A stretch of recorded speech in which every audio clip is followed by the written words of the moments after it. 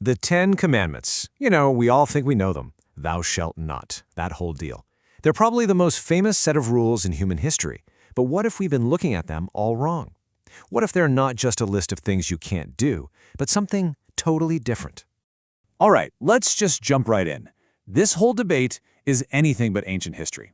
I mean, back in 2003, this massive 2-ton granite monument set off a national firestorm. It was a huge church versus state moment. And it really makes you wonder, right?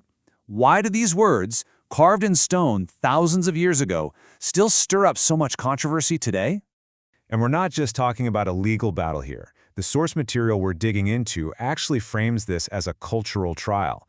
It's a debate about whether a shared moral code like this even has a place in our modern world. And this quote, well, it really gets to the heart of one side of the argument. The source basically says that in a world where right and wrong feel, kind of subjective, these commandments are supposed to be a fixed point, a sort of true north for our morality. So, if the commandments are a compass, the source then asks a pretty tough question. Are we losing our way? And it points to some frankly surprising data that suggests society as a whole might be drifting away from the very idea of absolute truth. And this number, well, it's meant to show you just how high the stakes are. In 2004, the U.S. Justice Department reported 1.6 million violent crimes. From the source's perspective, this is the tragic fallout from a society where those moral foundations are starting to show cracks. And wow, this chart really shows you what they're talking about. A survey of teenagers found that a staggering 83%, 83, believe that moral truth just depends on the situation. Only 6% believed in absolute moral truth. The source sees this as a huge shift in our cultural bedrock.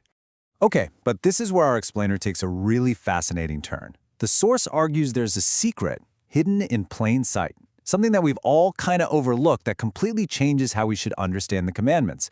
And it all starts with the very first one. Okay, get ready for this, because this is the big aha moment. On the left, you've got what pretty much everyone thinks is the first commandment. But on the right, that's the full text. See that incredible opening line we always seem to forget? I am the Lord your God who brought you out of the land of Egypt, out of the house of bondage. So here's the point. That first sentence changes everything. It's not a rule. It's a statement of fact. It's a declaration of freedom. The source actually calls this the gospel in the law. It's the good news. It's God saying, hey, here's what I have already done for you. I set you free. And you can see how this all fits together. The source argues that this sequence is absolutely vital. First comes identity. God says who he is. Second, deliverance. He reminds them of what he did for them. And only then, after all that, comes the response, the instruction on how to live in light of that freedom. See, it totally reframes obedience. It's not about obligation anymore. It's a natural reaction to grace. And this powerful idea doesn't just stop with the first commandment. No way. The source suggests this new perspective kind of shines a light on all the others. Let's take the second commandment, for example. It's about way more than just little statues.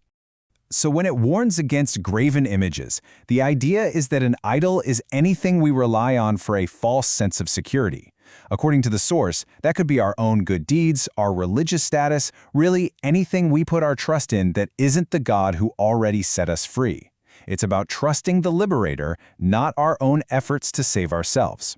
So all of this brings us to this one single unifying idea that, according to the source, is the key to the whole thing.